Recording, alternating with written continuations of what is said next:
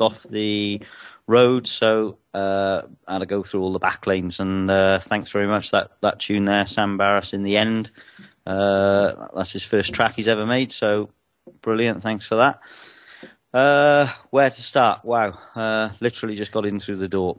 I guess what I wanted to do tonight really was kind of go back to the basics of what the person is. I know that that's going to be kind of boring for people that are, you know, pretty well up on all this stuff, but I think it's really important. You know, I think people are still sort of getting concerned with arguing about statutes, and they get tied up in, you know, if only they could legalize this, if only they could legalize that. And I think it's important just to forget, you know, forget statutes and understand that they only apply, you know, when you're in a certain capacity. So if I apologize for anybody I'm going to bore. And again, I think there's been people that say, oh, you know, we've heard Dean Clifford stuff and et cetera, and, you know, they wanted to hear personal experiences. I put plenty of personal experiences out on the previous shows, and the only reason I go over and over this kind of stuff is because it works. There's no point in trying to create something that's, you know, hocus pocus magic, or you know, reinvent the wheel.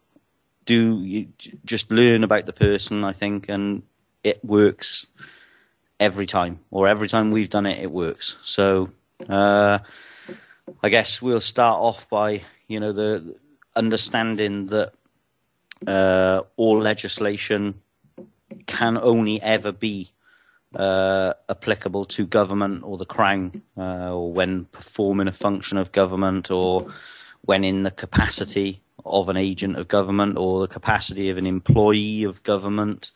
Their legislative laws can be made applicable to you if you're using government ID, because inadvertently you've identified yourself as an employee of the government because you used your government ID.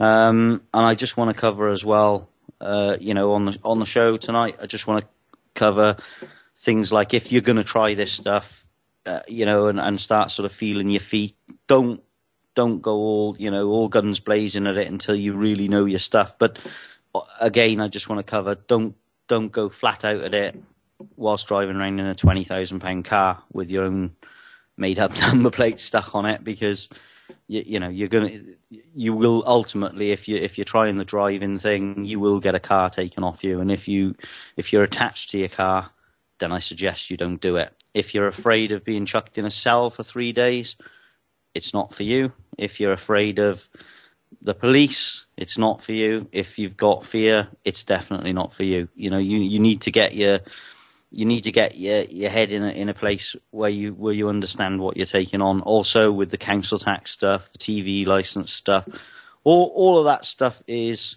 beatable. But again, you don't try and fight the council where they send, you know, ultimately they'll send bailiffs round to your house, and you've got, you know, a £40,000 motorhome sitting outside your house, for example, or a £10,000 car, because there will be a clamp on it and it will be removed, you know, that day. So that's kind of what I want to try and cover. If anybody wants to jump in with any questions, I know sometimes when I'm listening to shows and I get, you know, I hear something I want to talk about, by the time I sort of get to asking a question, I've often forgotten what it was I was saying, what it was I wanted to ask. So if you want to ask a question, just come into the chat box, put your hand up in there by pressing 1. Feel free to Skype in. We'd love to hear success stories, as always. We'd love to hear failure stories. I'm interested in all of it. And just Skype into Bob's Backyard. And hopefully we can try and answer your questions. So we'll go back then. I don't know if anybody wants to just say anything on that brief bit that I've just done. But if you do, just speak now. Otherwise I'll crack on. No? Right. I know Matthew will like that. But anyway, legislation, acts of parliament. We all know the classic phrases, you know, it's given the force of law when consented to by the governed, and such like. in the Black's Law Dictionary there, and we're well aware that persons are corporations. I do think they tried to sneak natural person in there. I don't know if they succeeded with that, but that's a bit of a contradiction, really. But with the with the consent part, it's not as simple, as saying, well, I don't consent or I don't wish to contract with you. You've got to actually be able to stand your ground. You've got to understand what it is you're trying to say. And with the person, quite often you will get past the part where you're pulled over on the side of the road or you receive your speeding ticket and you write back and forth for 6 months, trying to say no contract and such like. But ultimately, the time when it is sorted out is when you get into the court situation. And again, it's not just about saying I don't consent. You must always question jurisdiction, and you must learn about capacity. Capacity of the person means that you can wear a number of different hats as the person. So you could be, it's like, I think one of the analogies is it's like a piece. The person's like a piece on a monopoly board. So it's your piece to use through life. It's your piece to use to get a bank account, to get a mortgage, to apply for a credit card, to drive a car, to go to the cinema, to whatever. The person is there to use in the corporate world. So what they've kind of got us doing is running around and accepting paperwork here, there, and everywhere. And I just want to keep going over this so people, I was trying to explain it to somebody on the phone the other day, and they were thinking it was complicated. And I want to keep going over it until everybody gets it, and understands that just because you're in court and they've written to the corporate officer and you've being the all capital second name, or the person who holds office within their organisation, the organisation being the Crown or the government, just because they've written to you in that capacity, it doesn't mean that when you show up there you are automatically in that capacity. So it doesn't mean that you've turned up there as, corporate agent Matthews or corporate agent Nicholas or corporate agent Sudama. Whatever. You must correct the capacity. When you get there, you must get that capacity on the public record, the capacity that you are there in. So always the first thing to do when they eventually get you into a court is you must question jurisdiction. If you want, you can call it I'm here in propria persona, which is the proper person. But the most, the easiest way is just I'm here by way of special appearance. And I'm here in the capacity of, and you can be there in the capacity of a private pantomime horse, if you so wish to be. Okay, you are that. You choose what capacity you are there in.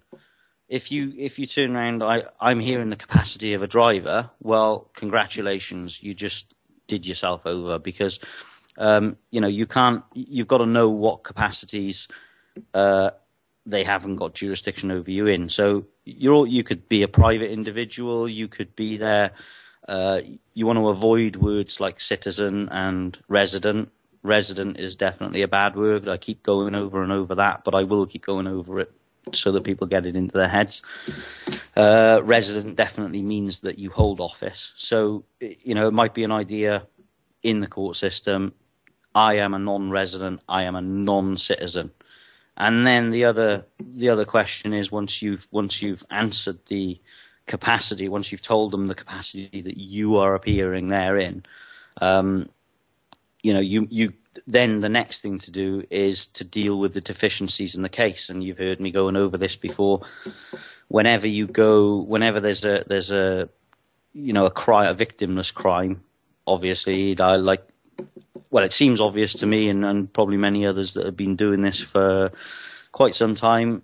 If there's no injured party, corpus delicti, however you want to say it, and there's no loss, then it's a victimless crime. So you're there because you were tricked into giving up your rights, whether it be driving or you were a tenant in possession and you didn't even know it on the deeds of your house, all that type of thing. So what you want to do is get it on record that you are not prepared to waive any deficiencies in their case, because if you just simply ignore if you let them proceed with deficiencies in the case, you have agreed, and I know it's a bullshit law, but the law silences consent. I mean, that can only have been thought up by devious people. Silence is consent.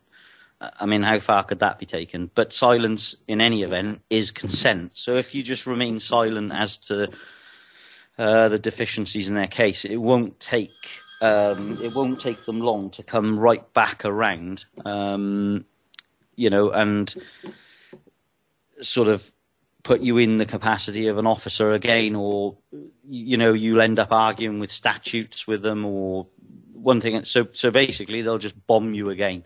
If you start following orders in court, you could risk them gaining jurisdiction over you again, although I'm not convinced about that. So I don't know if anybody wants to ask any questions on that. Excuse the phone ringing in the background. I can't do anything about that at the moment. Anybody want to come in at the moment?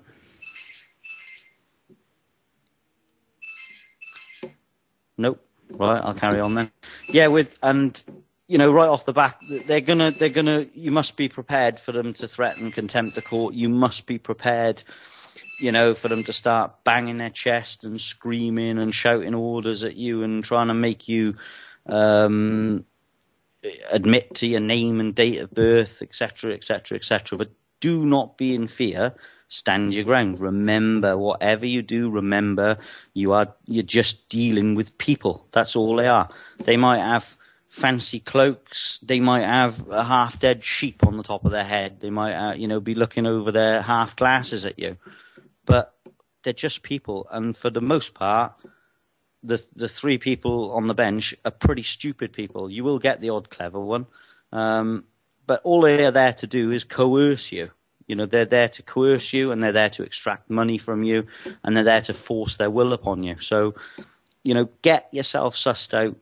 Try something small. Try just playing with something, extremely minor, so you can go into these courts and you get a feel for them. And then once that fear goes, it's a brilliant thing. And after you've sort of fought for a little while and you've been through the system and one thing and another, well, pretty soon they start leaving you alone. I was talking about it with Paul the other day, saying, I wish we could get pulled over again soon. I could do with a bit of practice sort of thing. But you do find that after a while they sort of leave you alone, which can be disappointing because it is a lot of fun.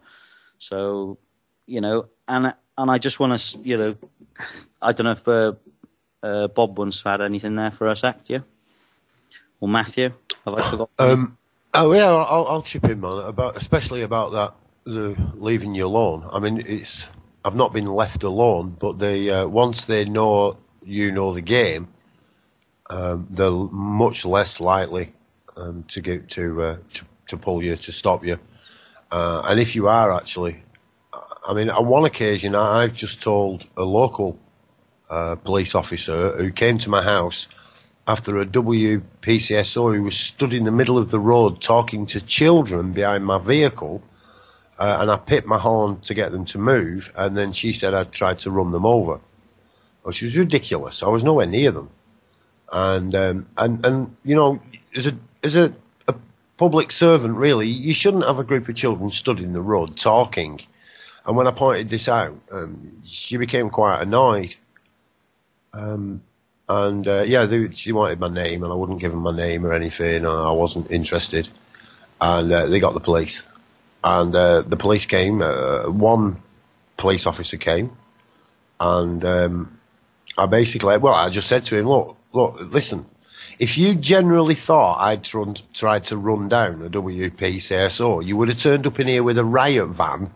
I would have been in handcuffs now when you'd be taking me away, quite rightly so. I said, so before you go any further, I just I suggest you contact your superiors. And he said, what's your name? I said, you don't need my name, just give him this address. And he turned round, he used his radio for a few moments, and then he turned round and he looked straight at me and he said, Merry Christmas, and went and got in his car and drove off. Merry Christmas. It wasn't Christmas, it was the middle of August, if I remember, wasn't it? Merry Christmas. Mm-hmm. Wow. You do find that, though, with the, with the Lego police, as I call them, they can often be even more belligerent than the sort of paid police, I think. They get their uniform on and they do seem to think that they are really special, and they're not to be feared. Like that's the whole reason I'm doing this job. Like, as we've discussed before, you just sort of stand your ground and don't sign their crap, and don't sign anything that they give you if it's not a piece of paper that you can qualify your signature on, or add bits in that you want to put in. For example, if I handed somebody a letter and said, you have to sign this letter and it enables me to steal your sofa, your fridge, your computer, your television and your toaster, what would you do? You'd tell me to go fuck myself. You'd say, well, okay, or you might say, well, if I've got to sign this bit of paper, I'm going to have to put a charge down. You don't sign bits of paper that are designed to screw you over. You're not obliged to sign their paper. You don't work for their organisation. They work on the presumption you do work for their organisation. You're using their identification plates. You accepted a driving licence from them. You accepted a passport from them. You accepted a birth certificate from them. We have done this. Our ignorance of the law has got us in the mess that we're in. Dave, and I think, have I accepted a driving licence from them, or has my name, Mr. Paul Hayden, accepted a licence with them, the legal fiction? Well, I suppose that's a fine line, isn't it? Because I suppose you were representing, or you accepted it on the legal fiction's behalf. But I think that would be a very good argument. That would be a good argument. Plus the fact that the birth certificate was issued with malicious intent, and it's part of a constructive fraud. You could, like I say, there's so many arguments you could make, and but I think that is a good point. But you could almost use that with regards to any of the government ID, and I mean, it's not a valid contract if there's not valuable consideration.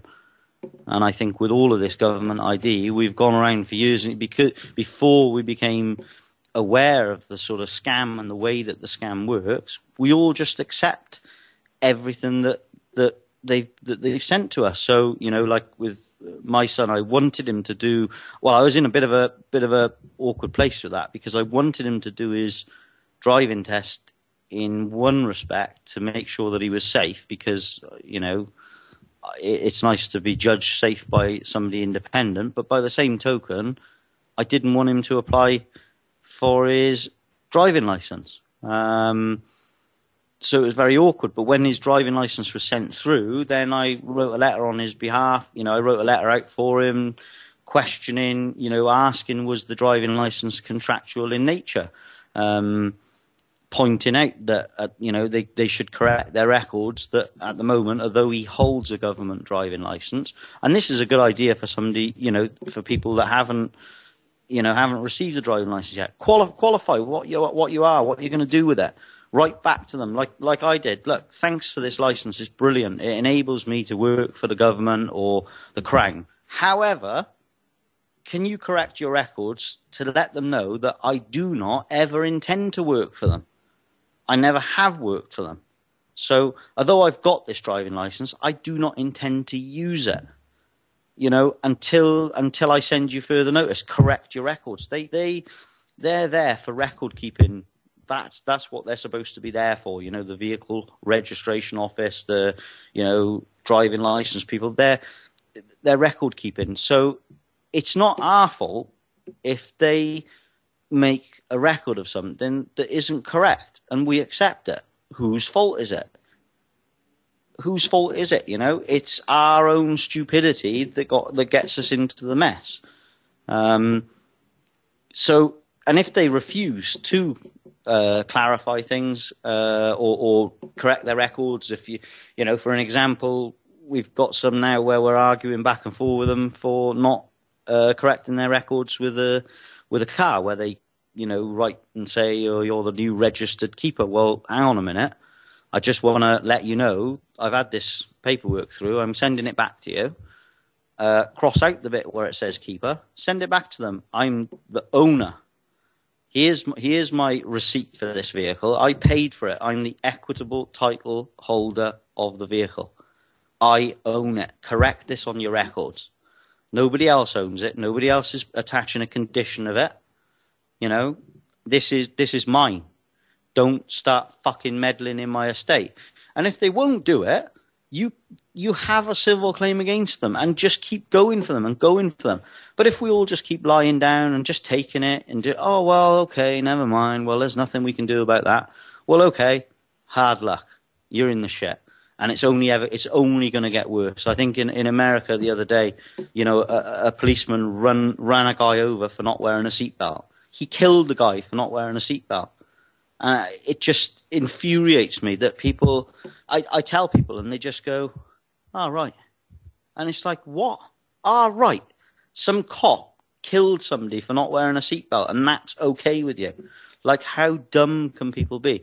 So it's our responsibility, I guess. It's our responsibility to clarify every little bit of paperwork. If they send you paperwork, question it. Question what it's about. Ask, you know, it's your understanding that you're in this capacity, not the capacity that they're claiming.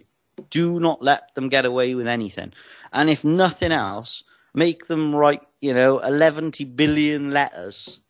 If nothing else, make them waste their time writing to you. Just keep on and on and on standing up for your rights. Peacefully, I may add. But I don't know if anybody wants to jump in there at the moment. Matthew? No. And no other questions in the chat, Bob? There was one. Just let me scroll. Oh, no, I can see it from here. I thought that you could only be in contempt of court if you had already agreed to understand the charge and then you plead not guilty. Question. Wow, contempt of court. I thought that you could only be in contempt of court if you have already agreed to understand the charge and then you plead not guilty. Wow. Understand. I mean, that's the understand word. I mean, people say it you know, they say it means stand under, etc. But I think understand means that you sort of, in their sort of venue, understand means that you assume liability, that you're there to assume liability for. They have authority over you. Yeah, that kind of thing. So, but I don't think it would be contempt of court to say you understand and then plead not guilty. I certainly wouldn't. I mean, I certainly wouldn't plea with a court of contract under no circumstance. And that's another good point as well while I'm on that subject. If they try and enter a plea for you, if they turn around and say, oh, well, we can enter a plea on your behalf, no, you're fucking not entering a plea on my behalf. Or if you want to be a bit more polite about it, just say, no, you're not entering a plea. I don't consent to you entering a plea, and I don't wish to plea with a court of contract. You know, ask them to cite a law that says that you're required to enter a plea in their venue when you're there in the capacity of a private individual. Oh, you know, go right out and ask them and say, well, who's the trustee in this matter? Who's liable? What are we here to discuss? Just stuff like that. But I've never heard. No, I don't think that would be contempt of court. I think, isn't contempt of court, I'm sure, Lee, this is your job, this is definitely, isn't contempt of court a common law crime? Does anybody know that? Yeah, that's what I was gonna come in. I think to answer Loki's question, I think he's saying you can only be charged with contempt if you've already agreed to be the person and understood their charges, and that I think that's what he's trying to get at with that. But what I wanted to add to that is, I'm sure I'm not 100% positive on this, but I'm sure anybody in the courtroom at that time can be charged with contempt. But there's two kinds of contempt. There's civil contempt and there's common law contempt, and you have to ask if they say that is the answer that puts us a spanner in the works with them. Is if they say contempt of court, you have to say, well, what kind of contempt is it, civil or common law? And if it's common law, there has to be a victim or something. There has to be an injured party. And if it's civil, they've got it kind of throws a spanner in what they're trying to prove, that you're in a civil court or not. Yeah. And I suppose with a civil contempt of court, a sort of an example of that might be failing to obey a court order in relation to planning permission or something. That would be civil contempt, wouldn't it? Because you're refusing to obey an order of the court that's been made, kind of. Yeah, that's the way that's the thing, because they're in a civil court and then they're trying to they can't throw a civil contempt at you because it's the wrong kind of contempt of court. Yeah, they have to throw a common law at you, but they're not in that jurisdiction because they're in the civil jurisdiction, so they can't really charge on a common law contempt of court without changing the jurisdiction of the court. Hence, yeah. So and then at that point you could turn that round on them, I suppose, couldn't you? Exactly. You could say, thank you for making this a common law court. Am I free to go? And I think the other thing I was going to add to that was, if you've agreed to be the person and you've agreed to understand, don't forget, you can always undo it. Excuse me, I've just received, new information, and I did not realise that I was being called in here as a corporate agent, or I didn't realise that you thought that I was working as one of your agents. Can I correct the public record, please? There's always ways to go back, and don't forget, with Matthew's recent success, that all started as a result of him having a lawyer when he first started that back in 2010, Matt? If he's even there? I know he's online. Yeah, I think it was by 2010 or 2011. Yeah, so back then he went into court with a lawyer, pled guilty to I think the driving whilst disqualified twice. Yeah, he didn't do it by half measures.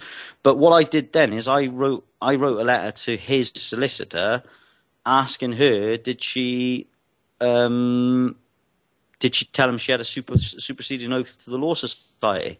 And I even had a phone call with her. We recorded it, I believe. Did I record that one, Matthew?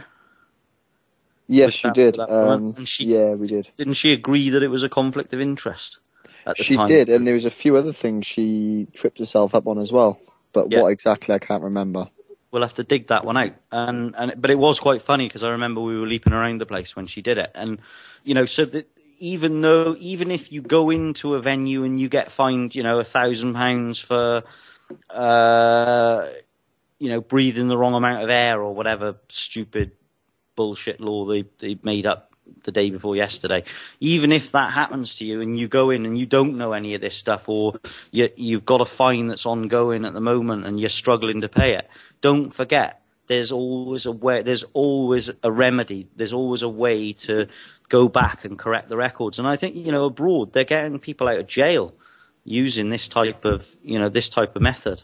So there's always a way out. Don't think that once you're sunk and once you've agreed to be the legal person that, that's you screwed over, because that's not the case. You can go back and fight. So is there any other questions at all, Bob? So I have a look at questions. The people have gone and changed the word standing under to understanding, and there's quite a bit of chatter going now on that in the chat room. There was a little bit from last week that Nigel from the Pax Monday show has asked me to pass over to you. and that's the case of Star-Lord. Oh, well, yeah. He's appearing on the 12th of June. Yeah. That's a week tomorrow, is it? No, it's not. A week yesterday. Yeah, a week. I believe it is. Hey, Isn't it? yeah, that's a bit weird, isn't it? Week yesterday. We should know. We're coming up. So it's the 12th anyway. It's at 10 a.m. And basically what's happening there is the local authority, Tameside Metropolitan Borough, are basically just charging people £70 for turning up at court, adding it to the council tax and telling them they'll be contacting them with, some means to pay it.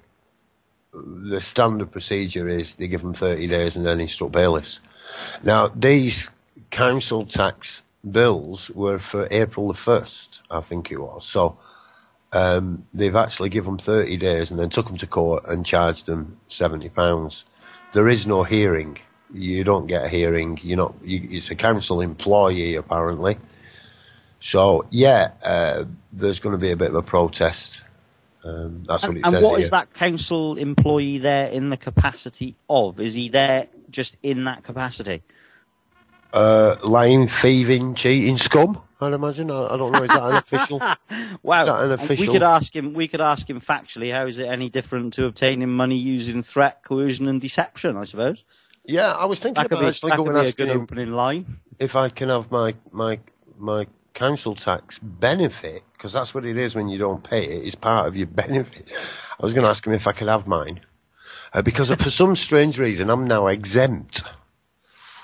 Are you sure that when you're in the capacity of Reverend? Oh, they've got me down as Mister. Oh, have they? Because Yeah. I didn't know when you were saying about the Reverend thing the other day, I wasn't sure whether you get, in that capacity, you get diplomatic immunity. I don't know if anybody. Yeah, that'd be cool, wouldn't it? I should Pardon? go diplomatic. Well, yeah, immunity. you see the that Church of the Darkcity. But that's what you get when you're able to navigate the person properly. Don't forget, you become you're the secretary of your own estate. So you're therefore nobody else can meddle in your estate. You get diplomatic immunity. That's what it amounts to.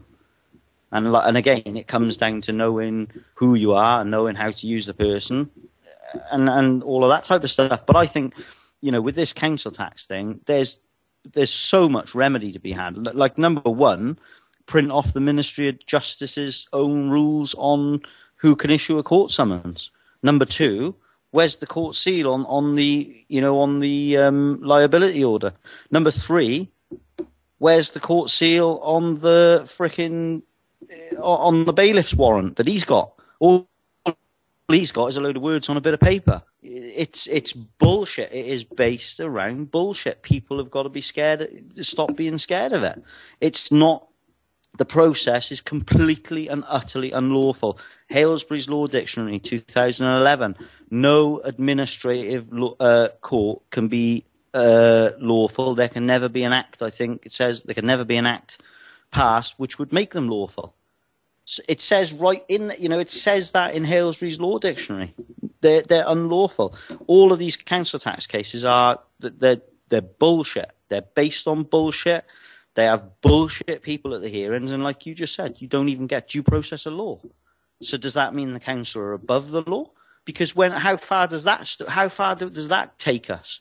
What are they going to do next? Are they going to come round to our house if we've got female children that are 10 years old? Are they going to take them off and make them work in the fields because they're above the law?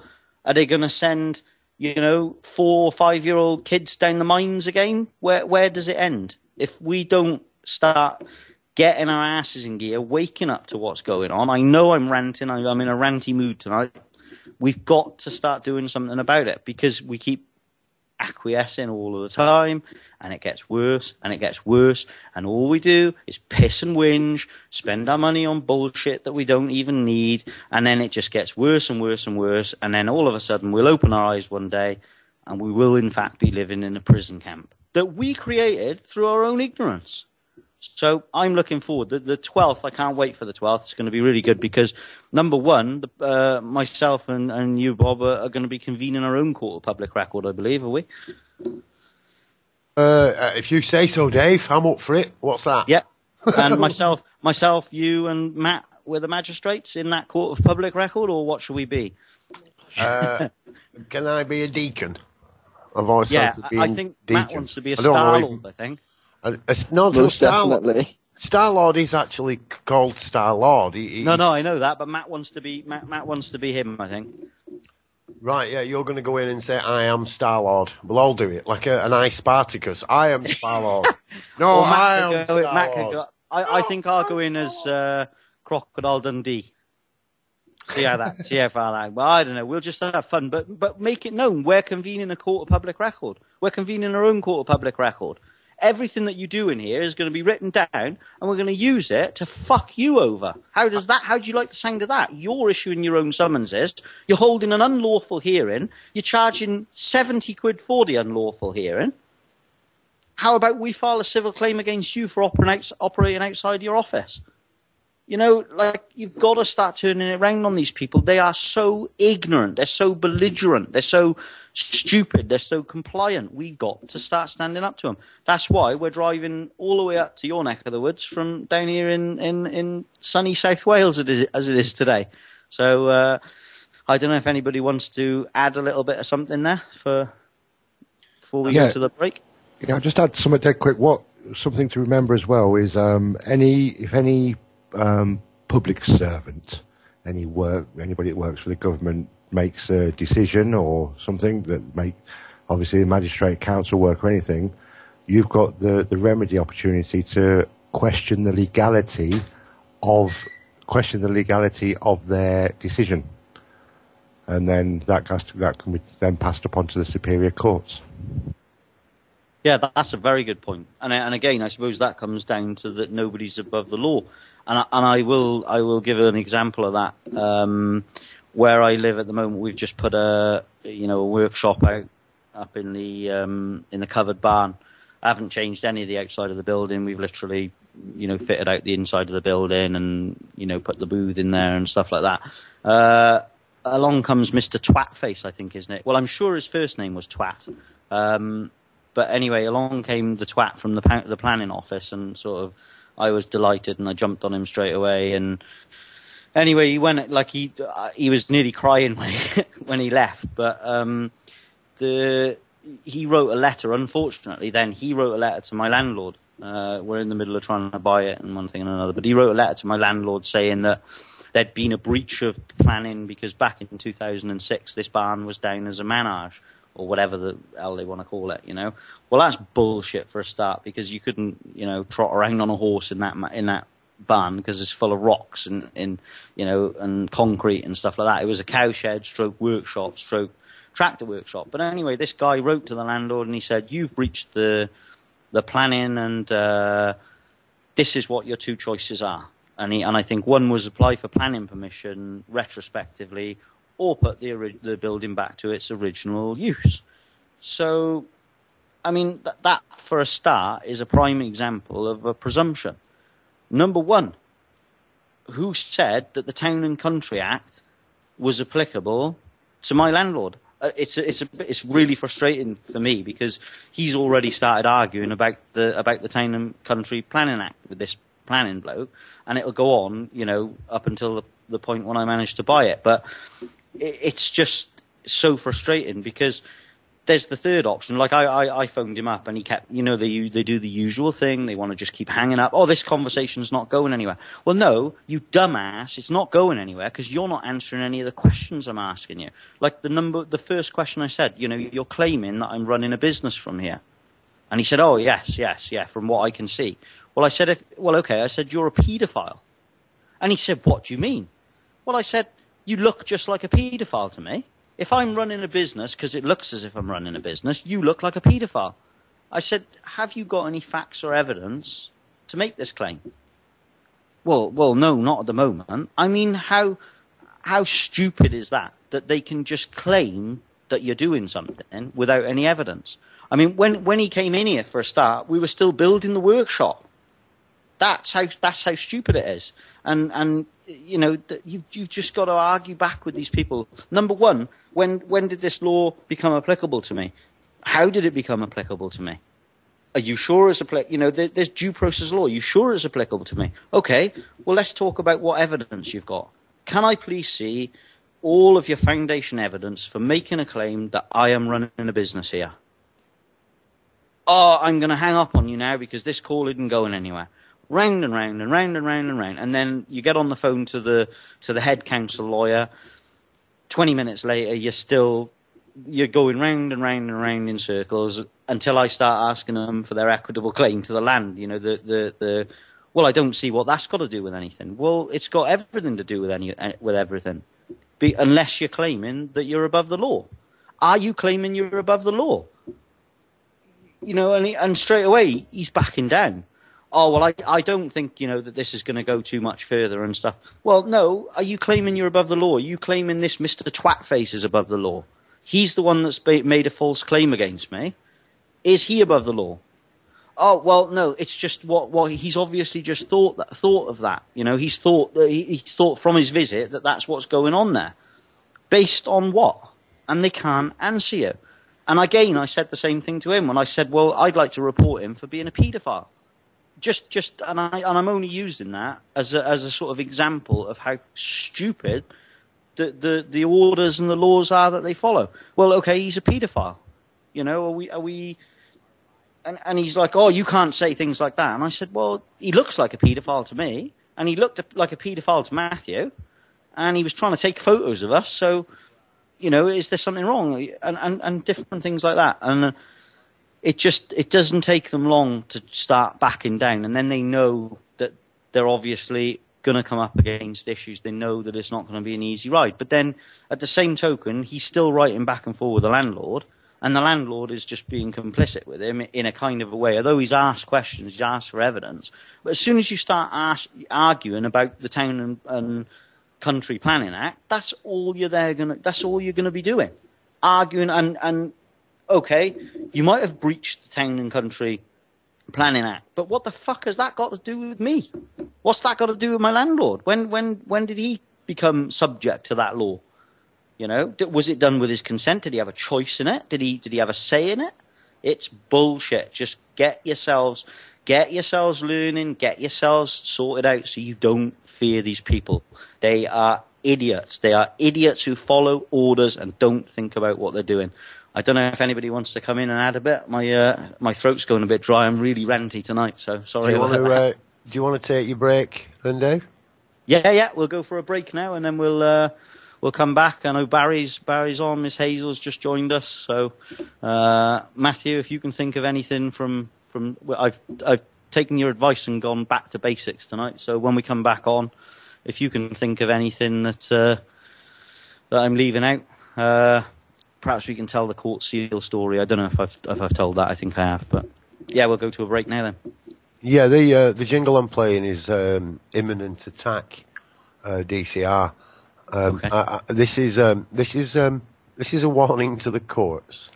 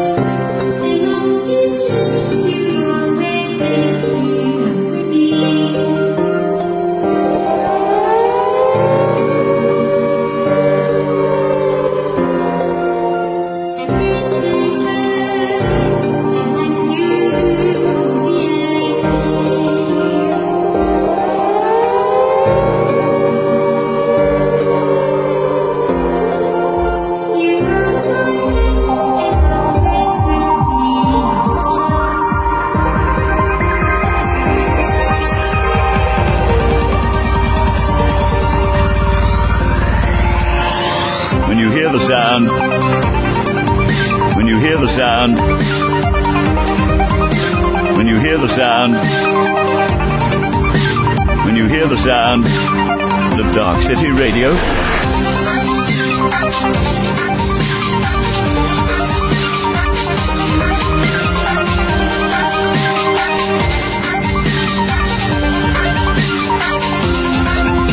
When you hear the sound, when you hear the sound, when you hear the sound, when you hear the sound of Darkcity Radio, you know what to do. You and your family must take cover immediately. The initial flash from the explosion can burn the skin and cause blindness.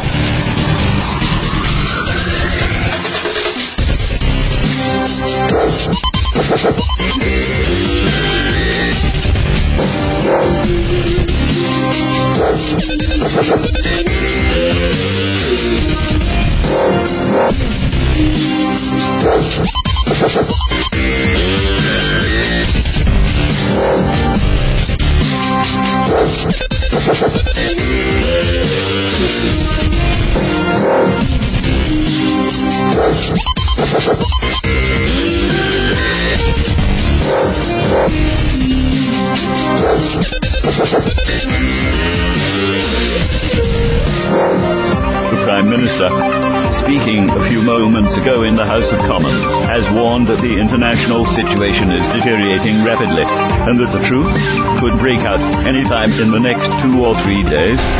When you hear the sound of Darkcity Radio, you know what to do. You and your family must take cover immediately.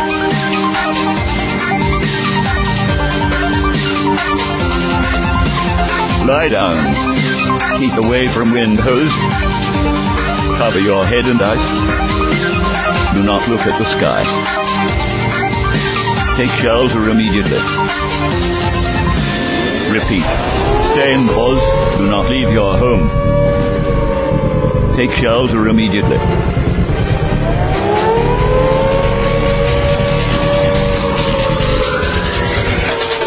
When you hear the sound,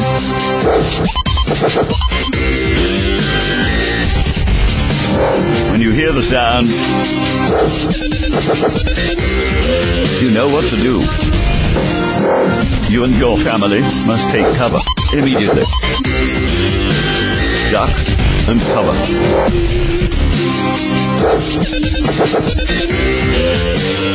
Duck and cover. The initial flash from the explosion can burn the skin and ice.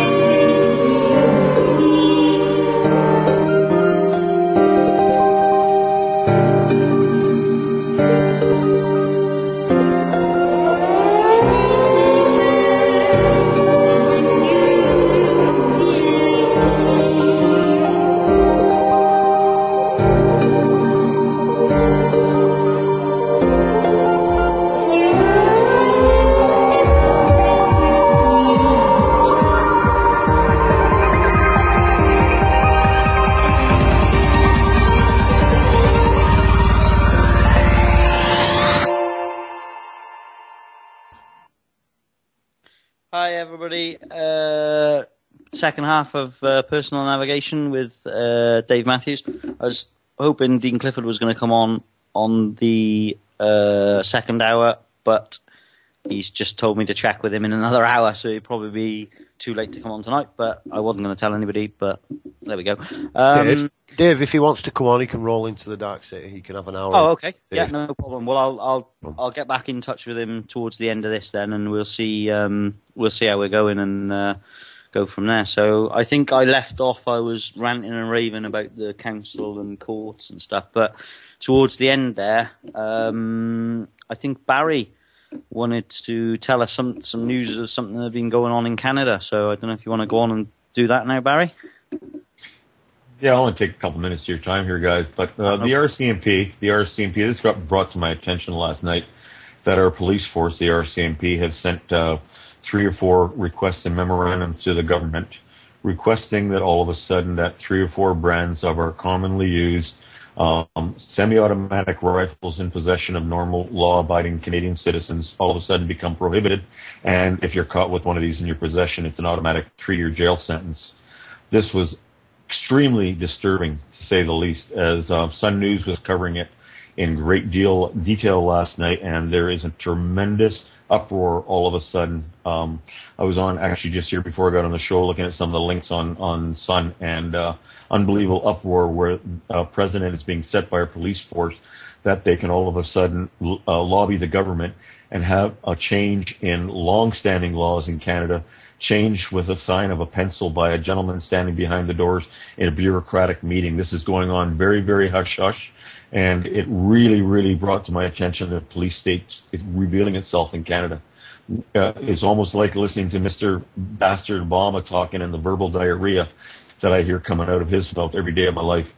Very, very disturbing, guys. And this, like I said, Sun News was covering it elaborately. I've actually I was just before I got on here also made a call to my MP's office asking for a callback. And it's disturbing development, to say the least, where bureaucrats in a closed-door office can change Canadian law or try to change Canadian law without going through due process. If you give us the number, Barry, we'll ring you, eh? Yeah, I'll ring them every day. No, I'm just telling you, this came like Sun News. If you guys want to go to the links when you get a time, the gentleman that really brought it to our attention, he's like Sun News is like our underground news network in Canada. I'll tell you what I did is I listened to Brian Lilly last night talk about this, and then at 9:30 I went on CBC and listened to their broadcast, and there wasn't a mention of anywhere on mainstream media, which is absolutely ludicrous, because what they're talking about is citing a president that's never been done before in Canadian history, where all of a sudden the police are fucking writing our fucking laws. Well, come on, guys, let's wake up and smell the coffee. Unbelievable, gentlemen. Just thought I'd bring that to your attention and how it all ties in with everything else that's going on around us. Period. So yeah, definitely. But Sun News, go to Brian Lilly's blog, or that's the gentleman. And go to if you get a chance, go to Sun News Network, and they're online, and look at the information. It'll astound you. But I said I don't even tune into other. If I do want to listen to news, I do not go to mainstream. I listen to Sun News because they truly are a station that's revealing the bullshit in our government and the bullshit everywhere. Any scandal, they're all over it. They're actually barred from a lot of political meetings now in Canada because of what they're exposing. Can you believe that? That's called freedom of the press. And that happened here a little while ago. David Suzuki was doing a fucking big seminar. All the mainstream medias were invited. Sun News showed up. You're not allowed in here. Yet they're a totally legitimate Canadian news station. Can't come in. Well, for fuck's sake, excuse my language. Just thought I'd share that with you guys. I thought the freedom of press died out in 1947. Yeah, it did. But they'd still tell us we have freedom of press, and if you believe that, I'll sell you a bridge in fucking New York. No, what we have is drip feeding of stuff that they want us to believe. But, I mean, again, I just want to say on that note, they'll set they could set by doing that, they'll set a precedent of law, or else, within their system. So they can, once they set the precedent of that going forward and that working, and people acquiesce into it, that's another right you just lost. Exactly. But just remember, who are those laws applicable to, especially in Canada? It's in the Charter of Rights and Freedoms, section 32 and 52. Barry, go and read it. The Charter of Rights and Freedoms. It's in there. It only applies to agents of government. Those laws only apply to agents of government. And don't forget that the Crown is a foreign administration in your country. They're foreign to the landmass, Canada. Go and research the stuff. They cannot, if you know who you are and know how to use the person, they cannot shaft you with those laws.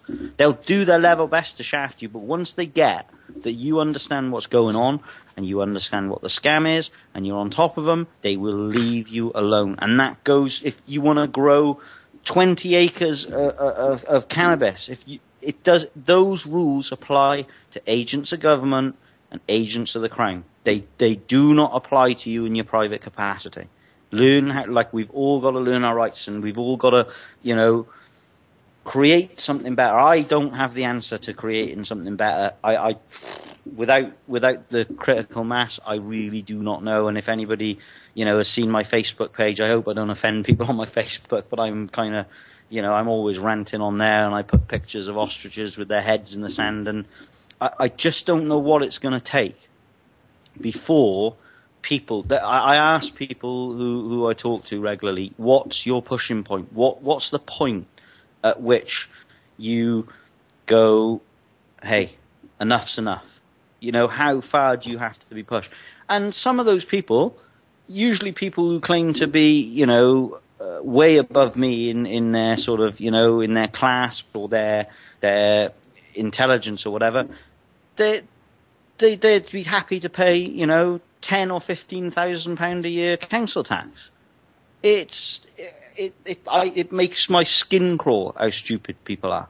These rights, our inherent rights are being tricked away from us day in, day out. They just did a new thing now, like, I don't even care about it, but you can't hog the middle lane or you get an on-the-spot fine of £100. Well, it's not applicable to me.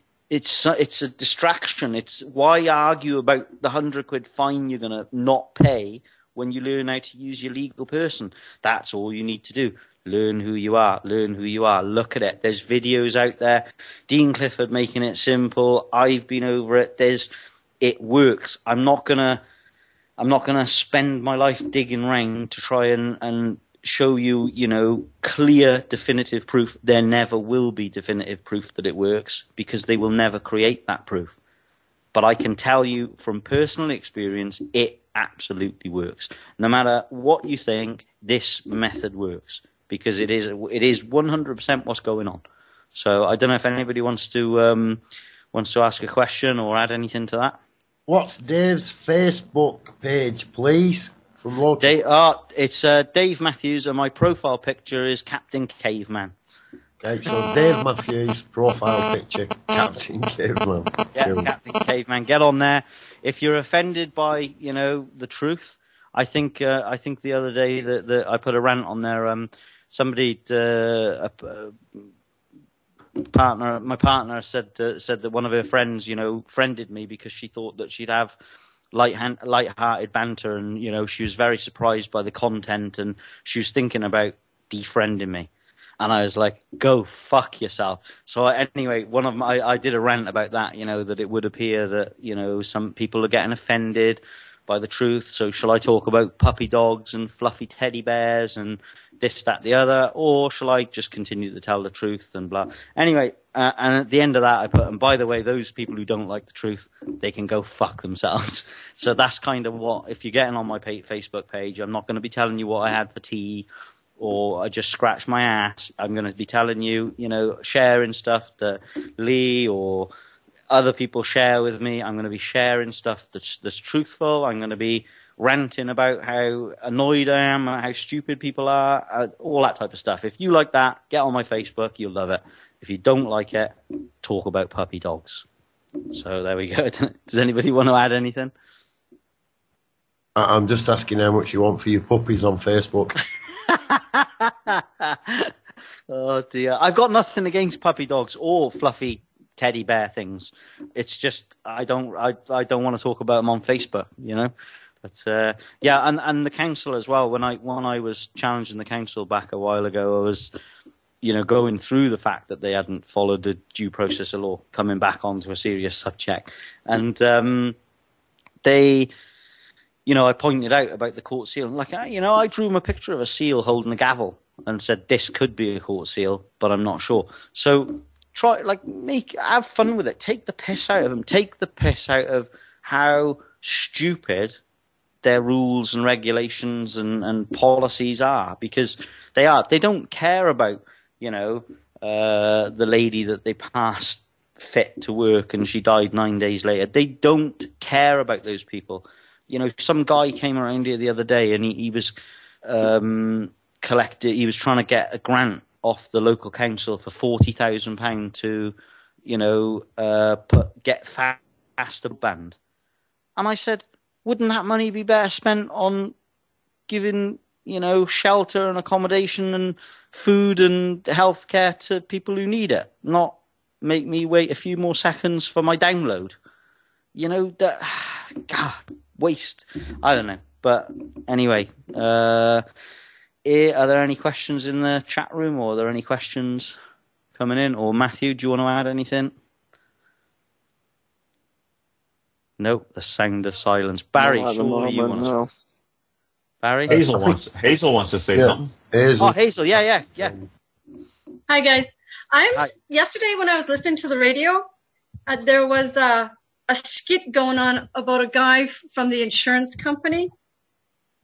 Do you remember that? And it was, you were giving him the notice of intention of lawsuit of £38,000 for misuse of name and the title. Oh, that was Bob. That was so awesome. You have been informed for non-use of the title. Do not use my title. You do not have my permission. It's a copyrighted name. And now you're guilty.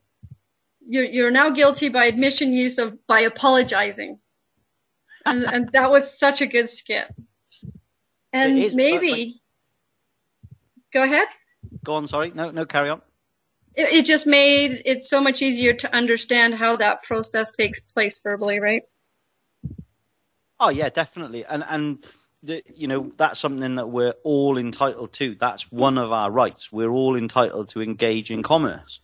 And just because like Bob does a similar thing with a bank, just because a bank can write you a letter and charge £25 or £29, well, do you have to write back to them for nothing?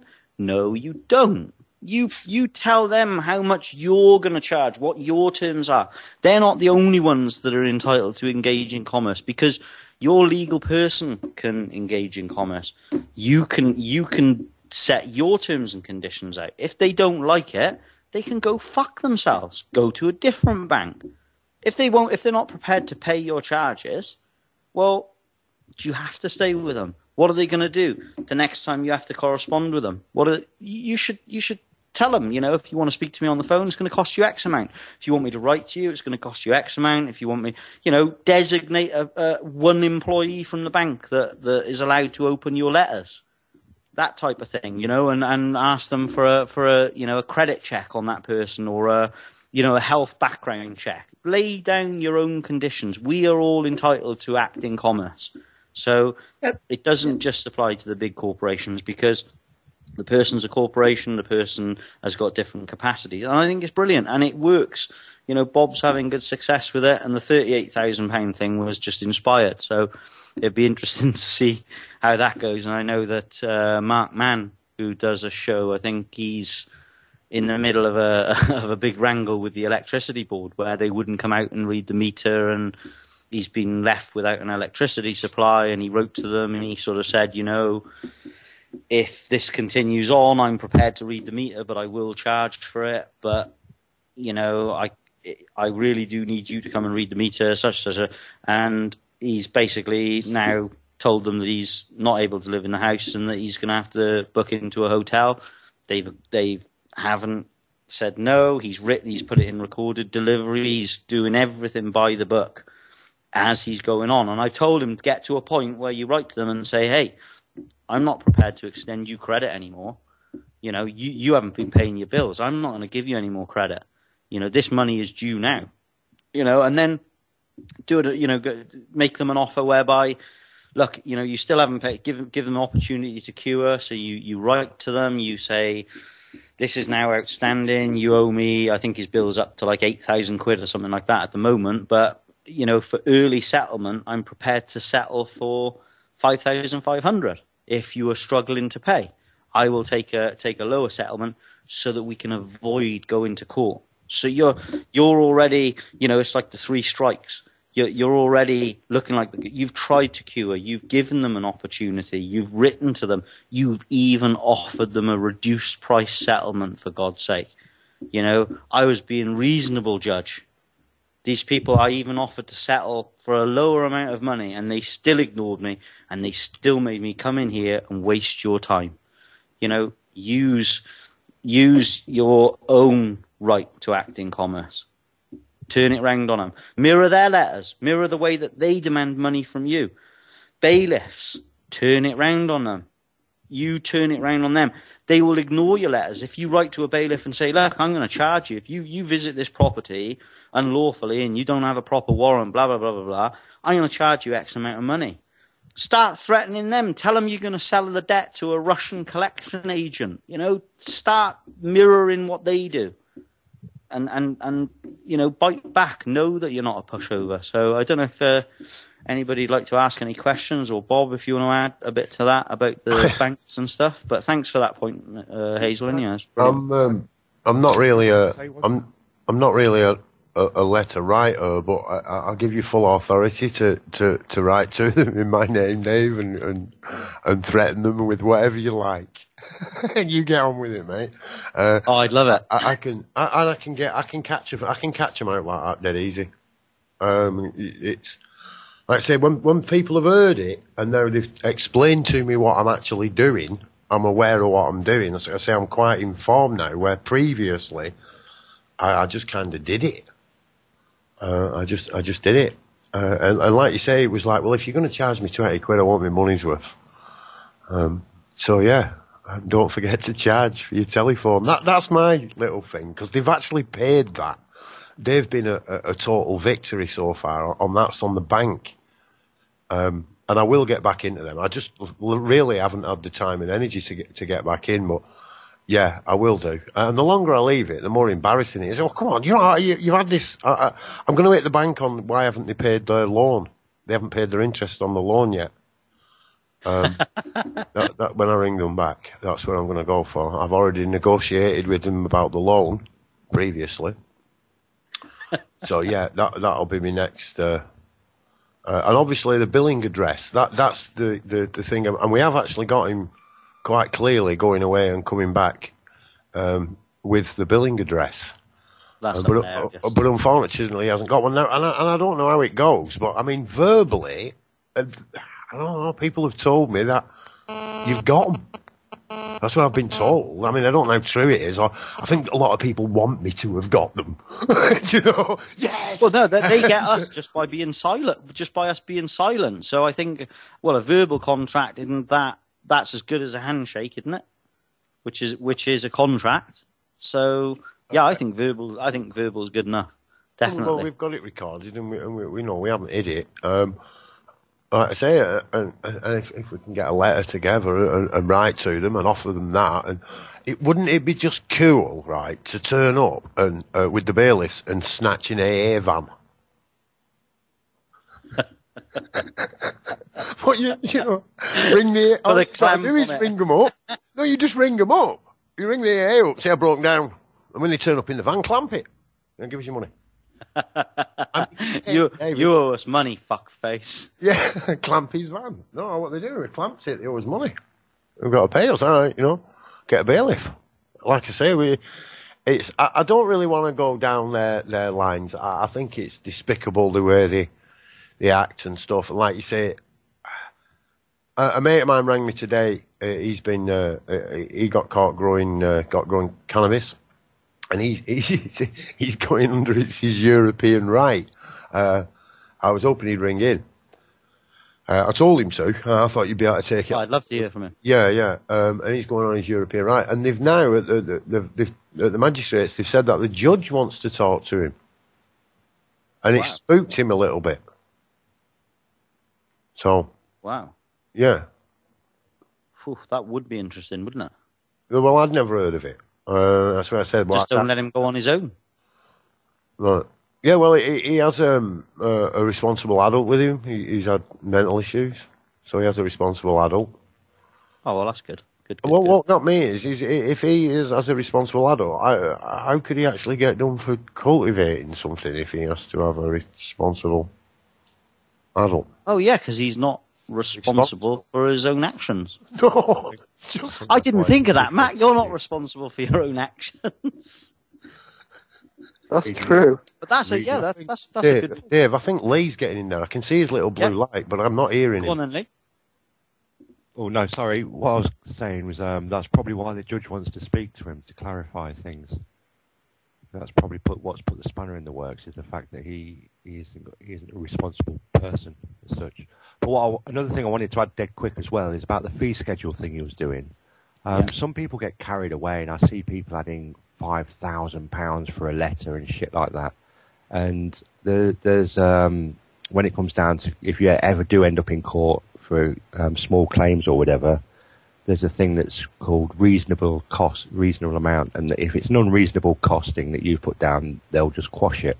So the best thing to do is ring up the best lawyer in your local town or city, the best solicitor, or go and visit them and ask them for their fee schedule. And they'll give it you printed out and just duplicate that because they can't deny that that's not a reasonable cost.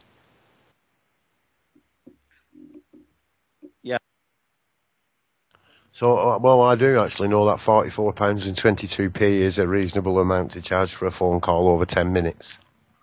Exactly. Yep. Yeah. So, excuse me. Although, to me, I tell you what, if somebody tried charging me £44.22 for a phone call, I'd be knocking on the front door. I won't be ringing them up again, that's for sure. But yeah, it's what are the limits? I don't know, but I agree. It was a joke. That £38,000, I don't even know where it come from. It just come out of my head. Oh, it must be his wage. It was only afterwards I thought that's enough to sort out Rick Simpson's seed bank in Spain, and enough to pay the guy's wage for a year if he loses his job. I did actually feel quite sorry for him, and there is more on the end of it. But yeah, you know, the guy at the end of the day is another person, isn't it? Or another human being, or whatever we call them nowadays, another man. And most of them are, like I say, they're not aware of it. It's the ones that are aware of it and they carry on. They're the dangerous ones. I think Jabba wants to get in there, Dave. Yeah, go on, yeah. Hello, Dave. It's BJ. How are you? Evening. I've got a little question regarding the straw man. I lost my driving license, yeah, and I've got to reapply for it. Now you are saying that I can say to them how I want to contract with them, yeah? Well, when you get it with the corporation. When you get it, I would ask them a list of questions, and they will probably, in the first instance, write back a sort of a generic response, but specifically ask them: is the driving license contractual in nature? Ask them if you get your right to drive from them, because they're going to have to do one of two things. They're going to, think your own shit, like just think of just shit to annoy them, really. Awkward questions that'll either make them lie or avoid answering the questions. If they lie, well, you've got a good basis for a civil claim. If they avoid answering the questions, you know that you're onto something. But so you can actually take them to. So you can actually take them to court, yeah? Oh, absolutely. Yeah, absolutely. Because they have to. Go on. Sorry, carry on. Well, they have to, like a contract has to have valuable consideration. You have to know what you're getting into, and I guess like none of the contracts have got, hidden contracts do not have valuable consideration. Hidden contracts really, by their nature, aren't really valid unless you consent to them. And that comes right from the first, the acceptance of the birth certificate. But I think a good argument on the birth certificate is that that's issued is false presentment of a security instrument and things like that. So, if it's posted, normal post. But particularly with the driving license and the DVLA, they're a company. Mm-hmm. They're a registered company, and they're not above the law. We were talking about that earlier on. No one is above the law, although it would appear in Canada the RCMP are above the law. But ask them a list of questions and don't just they'll probably write you 3 or 4 letters before you start sort of getting involved with the legal team. And once you're involved with the legal team and you start asking, do you get, your right to drive off them, then they're in a very, very, very sticky position then, because you don't get you get your right to drive as an employee of the Crown from them. Yeah. But if you're not acting as an agent of the Crown, do you need a license? Yeah, exactly, yeah. But also the other thing is with the vehicle registration. Yeah. So when you fill in your vehicle registration, you're actually signing the vehicle over to the DVLA. So if you have any fines or parking tickets, it's automatically going back to them because they are the current owners, wouldn't they? They'll be owners of the vehicle. That's a good way of turning their system around on them. Like, I think John Harris. Oh my God, Barry! What the frick did you do? Just talk to me. I think you're. Can you mute your microphone, Hazel? Or not?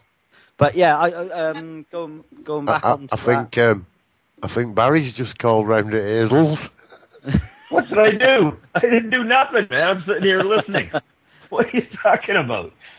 Hey, you've been flashing, haven't you? Oh my God. Oh dear. But, yeah, I think didn't John Harris used to do that? He used to turn it around on them and say, "Here, you're claiming to be the owner. Pay this." That's another classic way that you could perhaps turn that round on them if you're only the keeper. The only trouble is that you, in agreeing to be the keeper, I would say that you are agreeing to the terms and conditions of use, because they've created a trust agreement. So if they put themselves in the capacity of the owner, they can attach conditions of use. But can you attach those conditions of use? Yeah, if you correct the record that you're the owner. So it's basically you have to contract with them. So I understand what you're saying. Yeah. Because so when you follow it even further down the line, it's the insurance company as well. And you can ask them questions about parking tickets, paying for parkings, going through toll roads, insurance. The insurance company is further down the line as owner. Is that what you're saying? Exactly. Yeah. Oh, I didn't know that. I'm not aware of that.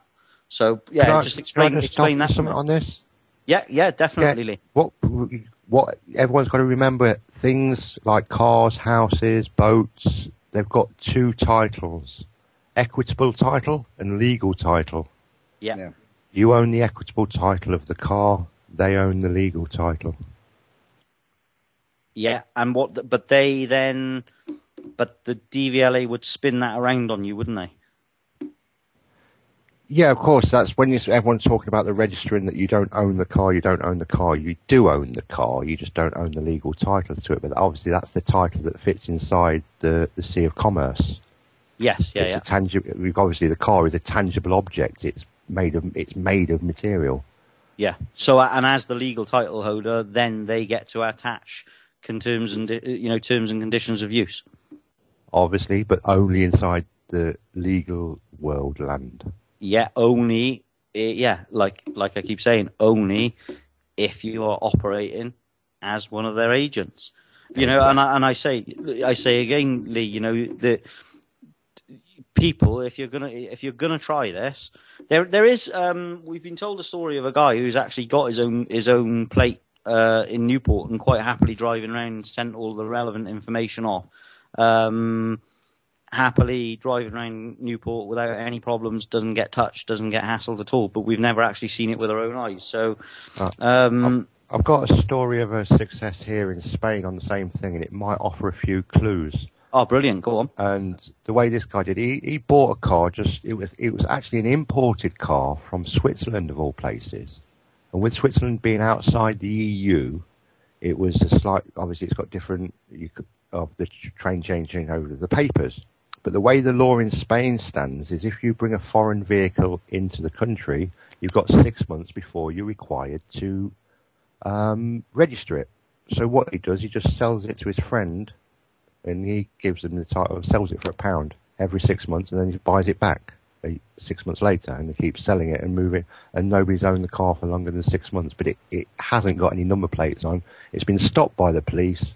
They've towed it. He's got it back out the pound and a letter of apology from the police because they had no jurisdiction over it, and that's what he shows the police now every time he gets stopped. But it's a case of they just transfer it before the 6 months arrives of the owner.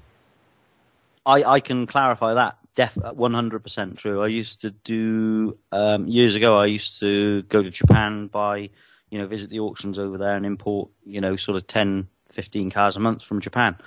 Got pulled over time after time after time in cars with no number plates on, or just the Japanese plate on the car.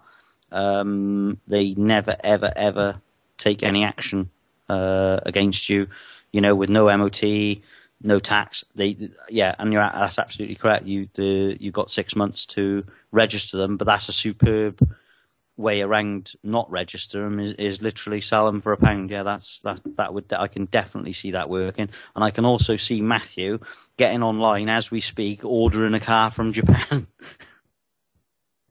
Yeah, carry on, go on. Does anybody want to add to that? Matthew, have you got the website? Thanks for that, Dave. Yeah, I don't know. I'm interested in this in the insurance part of it, though. Because if we just have to follow it down the line, everything that's connected to the vehicle itself, regarding the owner, the insurance, you got your parking, everything that is connected with the fines, So I'd imagine it's a line you can break the whole line from if you attack it at the top. So you don't have to pay anything. Don't have to pay park. Can I just add something about insurance as well? Sorry for cutting you off there. Yeah, go on. No, I'm glad you're insurance. Something that people need to start doing as well is when you take your insurance out, you have to tell them what year it is and blah, blah, blah. And they put a value on your car and you pay the premium. You pay your insurance on that value. But then say you pay that and at the end of your insurance, your car gets written off. They will always offer you a lower than what you were paying your premiums. They'll say, oh yeah, it's worth the write-off value. You should always stand up at that point and say, oh no, our contract was for this value. And you can pull their paperwork out and get the value of the vehicle that the contract was for. Yeah, that's a good point. That would be a good point, I think. And you could, if you inflated the value of your vehicle, because value is a difficult thing to prove. But if you felt that to you your vehicle was worth, more money because it was special in some kind of a way or whatever, and they just went, on a book that they read because they contracted with you at that value, and they were charging you a premium based on that value, then you would, I think that's a good point. And I think in most cases you would probably win that. Yeah, I've heard a few people. I've had success on first letter success as well. It's not even a big argument with them. Yeah, that's a good point anyway. And I think with insurance, you declare it right in there, don't you, that you're performing a public function. And wasn't there a loophole? I don't know if they've closed that up now, where people were writing not for hire on their number plates, because I suppose when they stop you, they work on the presumption that you are performing a public service because you've got government ID on your vehicle, you're using government driving license, and you're insured it. You signed the contract of insurance, therefore declaring that you're performing a public function. So they are able to stop you on that presumption. And I think Dean Clifford says that the traffic officers are the lowest form of police. They're just traffic. They're just the lowest ones possible. So are there any questions in the chat box, or does anybody else want to contribute? Matthew or Bob? Anyone else? Barry? I can't believe Barry's quiet. One thing to add on the insurance that I was looking into just recently is bonded insurance. And of course, I'm not sure I've learned this at buses as well, but all police cars at the moment, if a copper stops you for not having any insurance, the ironic thing is he hasn't either, and they only ever become insured if they have an accident. It's what they call bonded insurance. Correct. Yeah, because they work off a bond, don't they? I suppose. If they don't, they have to have a certain amount of money in order to be able to do that. Is that like the Royal Mail as well? I believe. I wasn't being quiet, and I couldn't get back here for a minute. I'm really slow on the computer.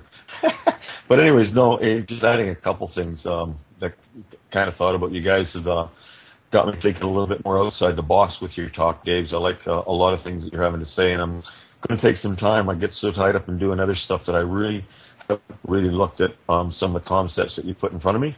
So you kind of got me interested now, and I'm going to go have a look at our Charter and Rights and Freedoms and really understand it, because I don't spend a lot of time dwelling on this kind of stuff, but it's got me interested. So it's section 32 and 52. Yeah, those are the sections you want to read. Overstand it. Overstand it. Jabber's in the room. You can't use that when Jabber's about. Get us in trouble, Barry. What's that? You said understand. You said a bad word. Oh, naughty. Understand. Oh, not bad. Oh. Was it a bad word? Oh, no. Okay, I'm on the wrong show here, guys. Dark City. Up the Jabber now. Well, I thought this was Dark City. Is it? Yeah, it sure is. Yeah, it says right here, Dark City. No, hey, you get me. You know, there's so many different ideas and thoughts going around, guys, and you have got me looking at different things here, Dave. So that's kind of cool. That's why I like tuning in here, man. Every day we get different thoughts and opinions, and it's cool. Barry, what's your pushing point? What's the point at which government would do something to you or pass a law that would extract more money from your hard work? What's the point at which you'd say enough's enough, go fuck yourself? Well, believe it or not, that legislation I saw, this memo that I've looked into here from the RCMP to our government yesterday, has really kind of disturbed me to a point where I get so many hours in the day and you work and you can only get involved in so many things, but I've kind of told myself here today I'm going to have a little bit closer look at what's going on inside my own government. It's just a shadow of what's going on everywhere else, or a mirror of what's going on everywhere else. And, you know, in the last couple of years, we really haven't seen it. Like, you guys are under tremendous bullshit there in England. Just unbelievable. Some of the stuff you're telling me, I'm just, you can't read everything and understand everything, but some of the shit you're telling me, brothers, I'm going, holy fuck, I'm glad I don't live over there. But we're starting to see it come in here now, and what the RCMP, this memo to our government, really disturbed me. So you're getting me looking at other alternatives, and all I can say is fuck the government, because I hate. But I mean, over here now, Barry, anything like a court fine or council tax or a parking charge notice, anything like that, we get. I think, is it 30 days? Can anybody clarify that before they instruct bailiffs? Yeah. You know what they're doing here that I've really noticed, guys, is like I'm a long-standing customer with Pacific Northern Gas, right? I've been a customer of theirs like probably 35 years. Always pay my bill, always paid, never had disconnection, period, right? Now I get, you get to a point where you're a few days late on paying a late fee, or, you're a little bit, you're a couple of weeks behind on a late fee, or you got a late fee. The fuckers are phoning me up and going, Mr. Princeton, you don't pay it by this day, we're disconnected, you fucking bullshit. And I'm going, guys, I've been a customer for how many years, and I've always paid my bill, and it's not a point of disconnection. It's before that, and they're calling me up and making these comments to me. I got on the line with the manager. I said, the call I just got sounded like I was talking to a Nazi fucking secretary in World War II. I said, what the hell are you guys doing? You're talking to people that have been customers of yours this long, this way. These things I've really started to notice coming into our society, and now this bullshit with the RCMP, it's going to wake me up a little bit more, guys. But like I said, you only get so many hours in a day. And I'd rather spend my time working on Rick Simpson's shit and medical marijuana. It makes me feel a lot better.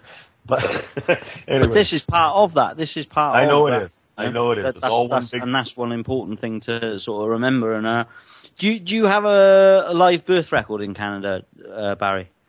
A what? A live birth record. Do you have you've got a birth certificate, haven't you? Yes, I do. And what's that called over there? Is it birth certificate? Just the birth certificate. So what have you got a document? You should have another document called a live birth record if you live in Canada. Yeah, I believe that's in my parents' safe in Ontario. You want to be getting that out of your safe and doing loads of notarized copies of it, because that's the most important document you've got. I can get a copy of that. That's the document. That's the king of all your documents. That live birth record. You place that on a court file. If you go in there for speeding or anything like that, and that'll throw a massive spanner in the works.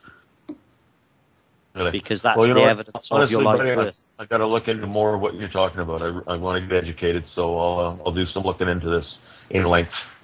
Because you can only put so much. Is it evidence of live birth over there, Leo, or is it live birth record? I believe I have. I'm sure I have a live birth record in my parents' safe in Ontario, because I was shown that one time in my life. But it's sitting there, and it's not hard to get a copy of. You can go to the hospital I was born in and probably submit a copy of my birth certificate and request a copy of my live birth certificate or my live birth certificate. I wouldn't have a problem getting that. Well, that's an important document, but obviously go and look at your Charter of Rights and Freedoms. Get on the YouTube Dean Clifford Making It Simple, and once you've watched that, you'll pretty much understand the way the system's tricked you and how you've been tricked into acting in the capacity of an agent of government all your life without even knowing it. So, I guarantee I'll be looking at it, Dave. I guarantee you. So there you go. Yeah, something new to learn. And going back to this council tax thing, then, if we may, thanks for the input there, Barry. With this case, is this to discuss liability on the 12th, or is this a hearing for liability? No, I think it's the same as the cases Nigel described. I think it's another batch of them. Basically, he's going to insist on having a hearing. Where, to our knowledge so far, people have just gone in a room and a council worker has gone, well, you haven't paid your poll tax. You've turned up in this room. It's going to cost you £70-80. We'll make arrangements to collect the money off you later. Goodbye. And do they give notice of the charges prior to you getting to the court? Apparently no, nothing. No, they're being summoned to court for non-payment of poll tax. Nothing at all. This charge is actually... Look, Dave, when I went to my local council, they'd added that charge to my bill before it went anywhere near a court. Wow. Wouldn't that be a great way, though, on the day when we go in there, if they are making him come to this hearing, just say, oh, by the way, here's my charge for my time for today. Because they can do it without giving you prior notice. Surely you should be able to do it without, or Star-Lord should be able to charge for his time. He's a very busy man. He's got things to do, places to be, people to see. I think he should charge for his time. And then what we could do is maybe offset one against the other. Yeah, don't wear a hat. Don't wear a hat. Yes, I'm telling you, one of the clerks of court. Is it the clerk of court or one of the ushers? Yeah, the clerk. Yeah. Yeah. She goes off her napper. I've never seen anything like it. She screams and shouts. She gets enraged. If you. Matthew, really funny. You should be wearing a hat. The wizard's hat. Yes. The wizard's hat. The hat is coming. And yeah, what is it ready. part of, Matthew? It's part of your religion. It's part of my religion. And what is your religion, Matthew? Sorry, I can't talk about that. That's my religion. So I think that anybody else who's listening, if they maybe want to come and turn up on the 12th and have a fun day out,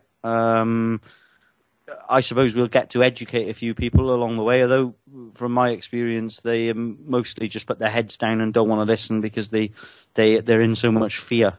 Although if you met them on a Friday night and they'd had a couple of pints, they'd probably, put you in fear of your life, but they get into that room and they're scared little mice in the corner. But it will be good fun, and I'm looking forward to that, and I'm looking forward to see, what process, and I'm wondering how long it will be before the council people are crying. It will be interesting.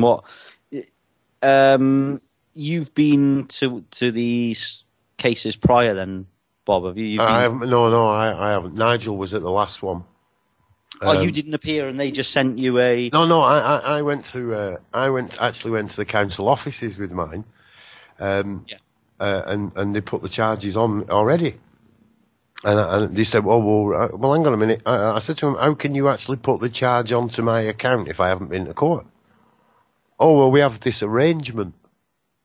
What kind of arrangement? You know? Who's that with? That's with the court. That's what the council have got with the court here. They've got an arrangement. Seriously, man. Don't they mean that the courts belong to them? But according to the council workers, it's not a council, it's their company. It's the company they work for, the business that employs them. Yeah. Oh, at least they're admitting that, though, I suppose. Oh, yeah, they're very proud of it. Wow.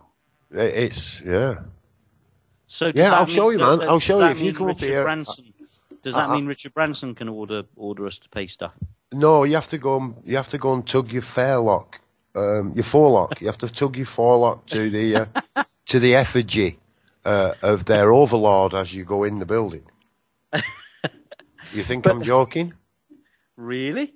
They've got an effigy of the Black Knight, one of the Knights of Malta, one of the most tyrannic people that were known in this area, in history. I mean, he's a real one. Just clarify that again, because I was laughing. The what? What?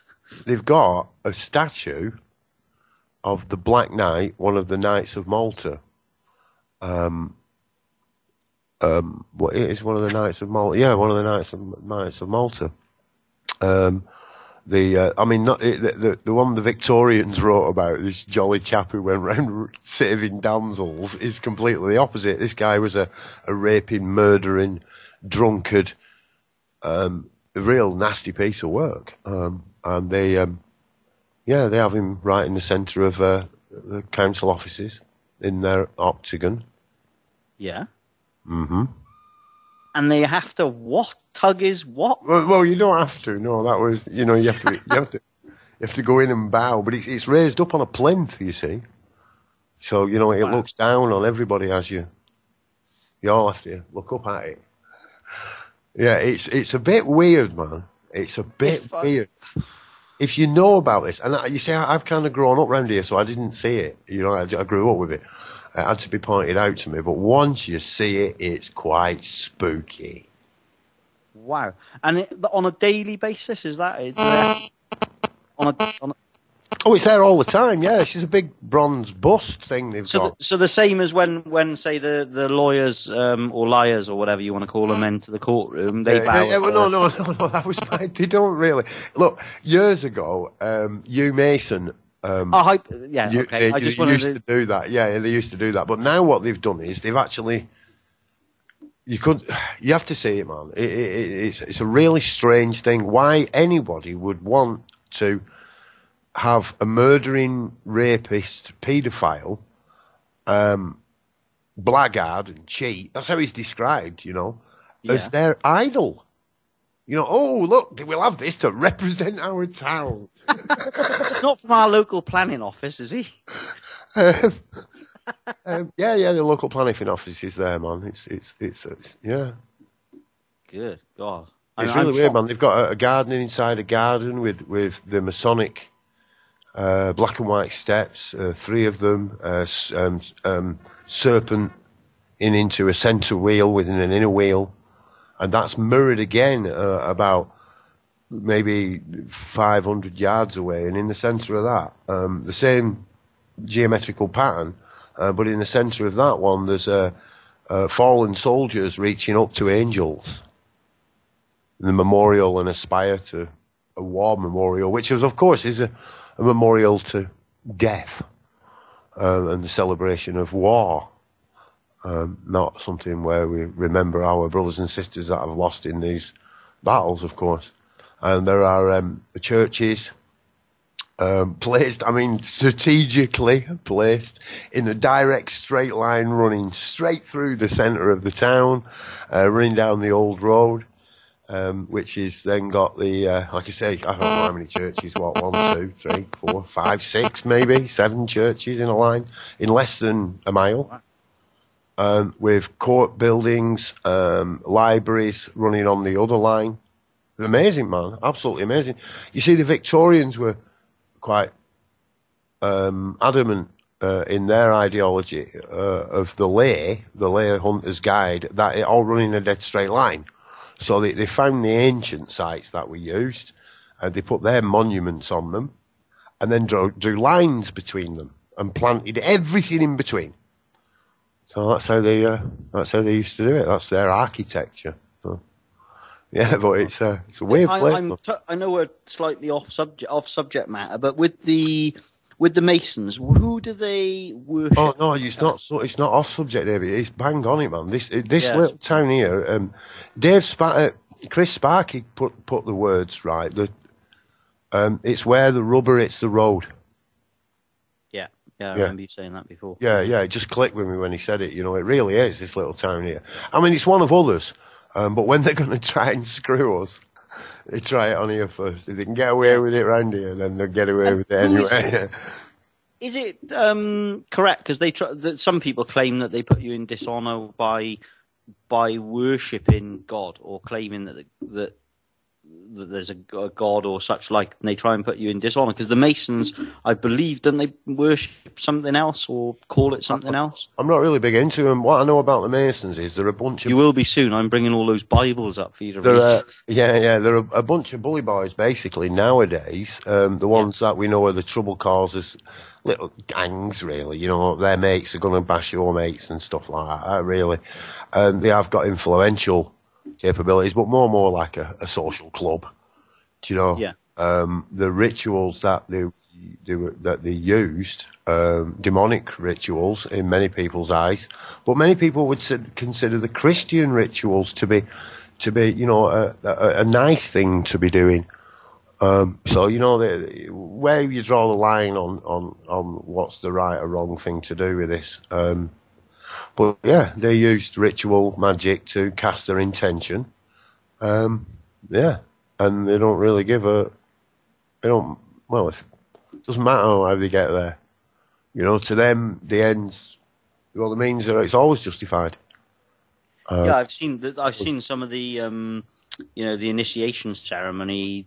I've got the paperwork for all of that, and it's just bizarre. I think that's probably the most polite way you could describe it. Yeah, I actually skipped all their regalia once. I was asked to clear out a cooperative store in New Mills, and they gave us the keys and said clear out the top floor, and we went up and out. We opened up a door, and it had a separate access door to it. We'd opened up the back door. As I opened it, there's a cloth. I moved the cloth, and I entered the regalia room. And I looked at the guy I was with, and he looked at me, and we went, brilliant. We opened the window, threw it all out of the window into the skip in the road outside. Because I keep They did get very angry. We did tell them that it was there in the bottom of the skip. I keep joking with Matt that I'm going to wear. I've got a shed load of that regalia. You know, as I said before on one of the shows, my father was a Mason, and he left. Like, I was always questioning him about it and never tell me anything about it. But he left like books and books and books and books and books and regalia, like the most creepy looking stuff you could imagine. But I'll bring all that up. But I keep threatening to wear it all into court one day. Put the whole lot on. Why not fancy dress? Why not? Perhaps I should wear it on the 12th. There's aprons and gloves and gauntlets and all sorts of weird crap. But yeah, so I keep threatening, but I think I'd probably end up getting myself in right hot water with that. I'd sell it if I were you. I'd sell it and buy myself a big bag of skunk. That'd do the reading, wouldn't it? Well, that's been talked about lately as well. I'll give you a look at it first, and then when you're done with it, I'll sell it. How's that? Before it would be funny, wouldn't it? You know, that kind of breaks the magic, doesn't it? Breaks the magic. Anyway, we're about out of time, Dave, but you're welcome to run over if you want, man, if you want to take the next hour. Yeah, I just sent a text to Dean now just to see if he wants to come on. So I'll just wait and see if I get a reply off him. If anybody, I don't know if anybody wants to add or say anything before we go off air, or up to you, really? But I suppose we could come back on during Darkcity. Oh yeah, no worries, man. That's what I say. No worries. We can take a break anyway, and we'll roll over see what happens, bro. That's, yeah, I think he wants to talk a bit about this divestment thing. You know, about trying to sort of build something kind of better. I can't see anybody objecting in text. You know, I don't think anybody's got any objections. So yeah, let him roll into the dark. You know what I mean? It's your radio. It's your radio. I really enjoyed ranting tonight, the first bit. So I had a lot of stuff to get off my chest, and yeah, it's been a great show tonight. And thanks for everybody contributing. I don't know how long have we got left now. Oh, your show finished 4 minutes ago. Oh, okay, cool.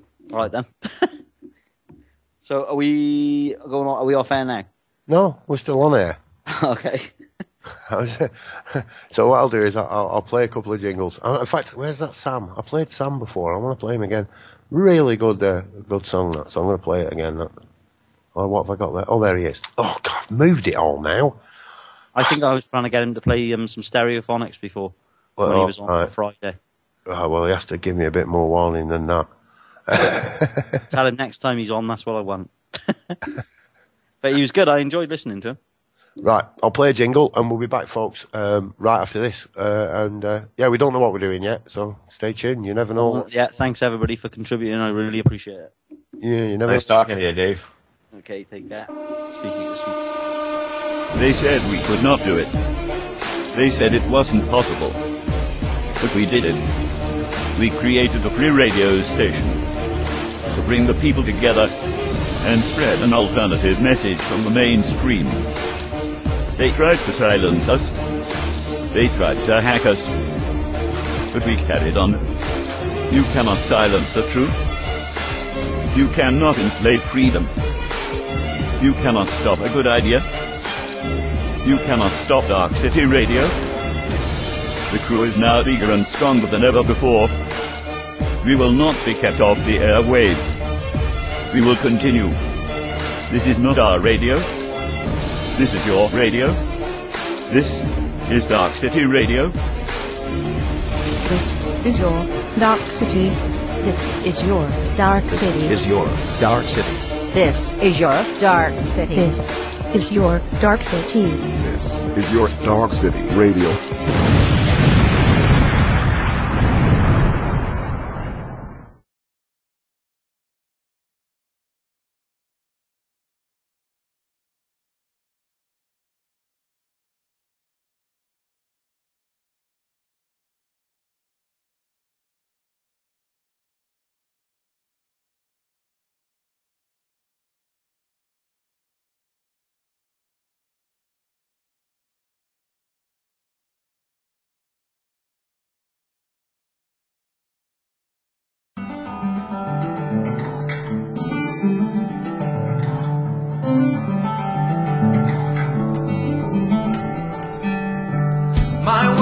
Crashing down and there's nobody else around to talk to, so I cry myself to sleep.